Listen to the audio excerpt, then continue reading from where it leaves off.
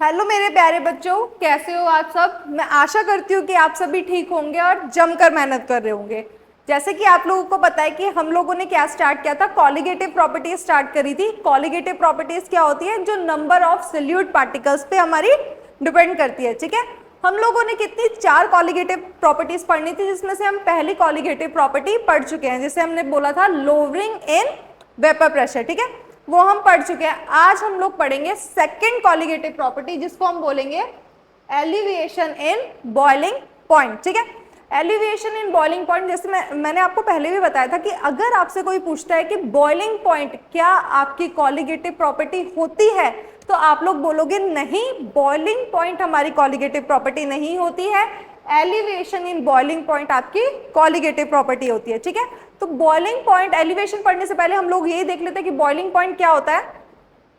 तो boiling point देखो क्या लिखा है कि boiling point of a liquid is a temperature at which its vapour pressure becomes equal to the atmospheric pressure. कि कोई ऐसा टेम्परेचर आ जाता है कि जब मेरा लिक्विड का वेपर प्रेशर होगा वो किसके इक्वल हो जाएगा? मेरे एटमॉस्फेरिक प्रेशर के इक्वल हो जाएगा। ठीक है, उसी को मैं क्या बोलूंगी? मेरा बॉइलिंग पॉइंट। ठीक है, तो नेक्स्ट मैंने लिखा है कि यहाँ पे ध्यान दो जरा कि जो सोल्यूशन, मेरा जो सोल्यूशन का बॉइलिंग पॉइंट होता है वो किससे किससे ज्यादा होगा? मेरे प्योर सॉल्वेंट से ज्यादा होगा। इसका एग्जांपल जैसे हम लोग देखते हैं कि मान लो मैंने अभी यहाँ पे क्या लिया है? सिर्फ वाटर लिया है। ठीक है, अगर मैंने सिर्फ वाटर लिया है तो मैं ये बोल सकती हूँ कि अभी मेरा क्या है? ये प्योर सॉल्वेंट। ठीक है, अभी क्या है? ये सिर्फ प्योर सॉल्वेंट।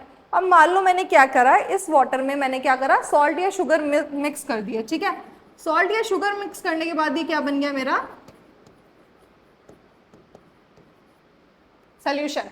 ठीक है, अब जो यहाँ पे सोल्यूशन का जो भी मेरा बॉइलिंग पॉइंट होगा वो ऑफ कोर्स सॉल्वेंट से ज्यादा होगा। ठीक है, हमें देखना है कि क्यों ज्यादा होगा और हमें कैलकुलेट भी करना है कि कितना ज्यादा होता है। ठीक है, तो आप लोग समझ रहे हो कि सोल्यूशन का बॉइलिंग पॉइंट मेरा ज्यादा होगा एज कंपेयर टू सॉल्वेंट। ठीक है, नेक्स्ट लाइन देखते हैं कि क्यों।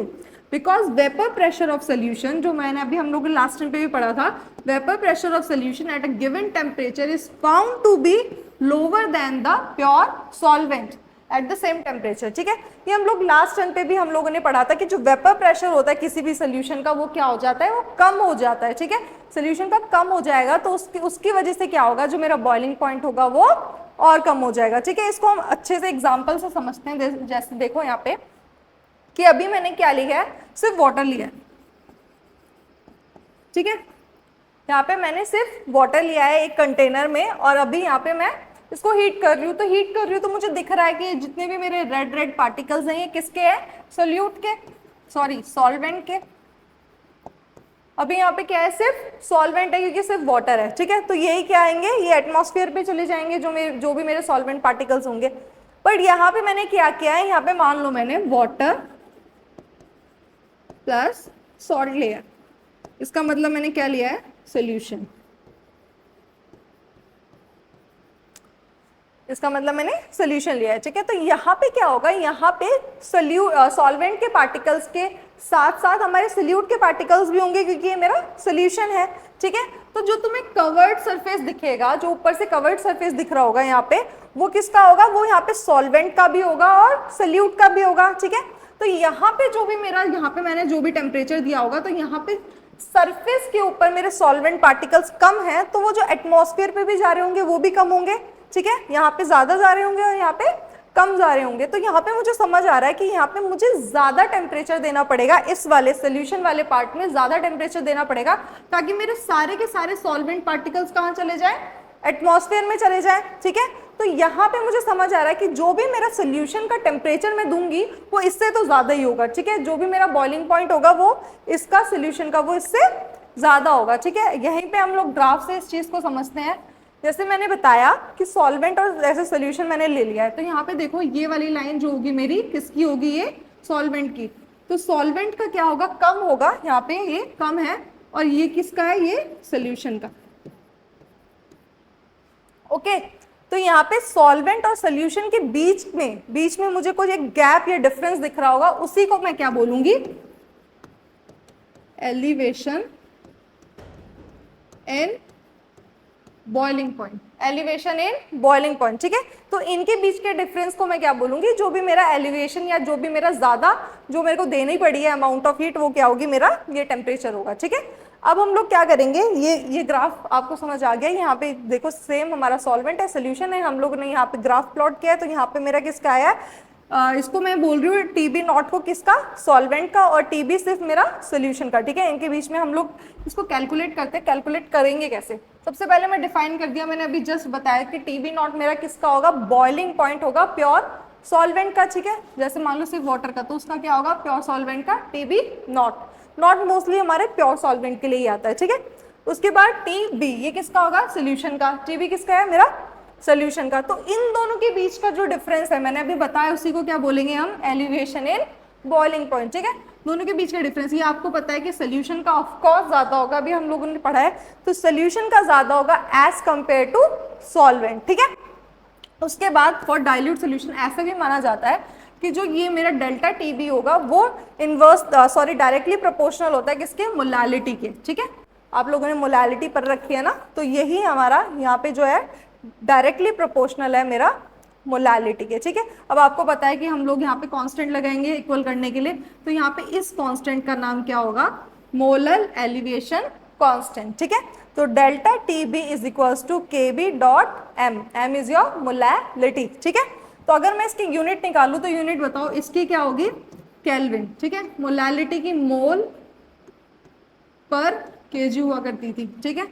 तो केल्विन केजी ऊपर जाएगा, मोल इनवर्स, तो यूनिट ऑफ के बी क्या आई, केल्विन केजी मोल इनवर्स, ठीक है।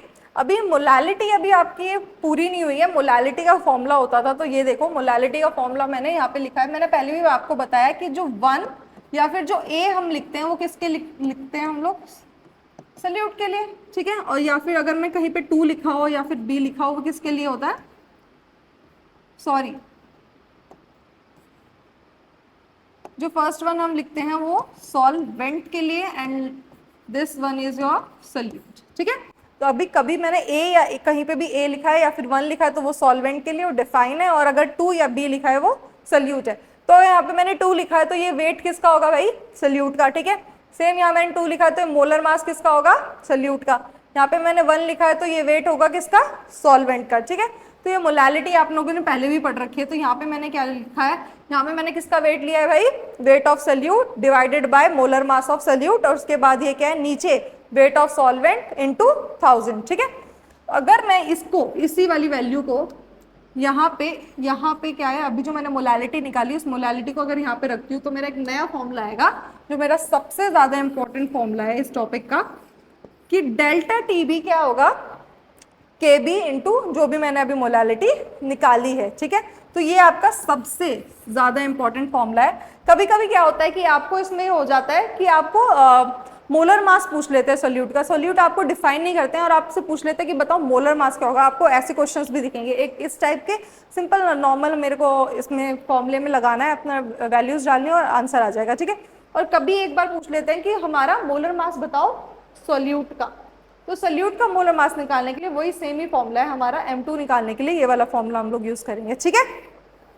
हम लोग समझ चुके हैं। अब एक क्या करते हैं, हम लोग एक क्वेश्चन सॉल्व करके देखते हैं कि क्या क्वेश्चन आते हैं हमारे इस पे, ठीक है। क्वेश्चन है कि 18 gram of glucose is dissolved in 1 kg of water in a saucepan, at what temperature will this solution boil, ठीक है। हमें पूछा है कि कौन से टेम्परेचर पे सोल्यूशन बॉयल होगा, तो हमें डेल्टा जो मेरा डेल्टा टी, क्या ये पूछा है हमसे, नहीं, हमसे पूछा है कि सोल्यूशन का बॉइलिंग पॉइंट बताओ, सोल्यूशन का बॉइलिंग पॉइंट क्या होगा। तो उसके लिए सबसे पहले हम लोग ये निकाल लेते हैं, केबी की वैल्यू क्या है, मेरी केबी की वैल्यू दे रखी होगी 0.52,000,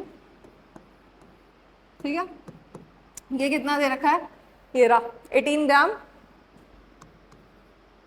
नेक्स्ट है हमारा M2, कितना दे रखा है, मोलर मास कितना है हमारा सोल्यूट का, आपको ग्लूकोज दे रखा है सिर्फ, ठीक है। तो ग्लूकोज का या तो आपको याद होगा या आप कैलकुलेट कर लेना, होता है 180, ठीक है। उसके बाद ये कितना दे रखा है, ये रहा,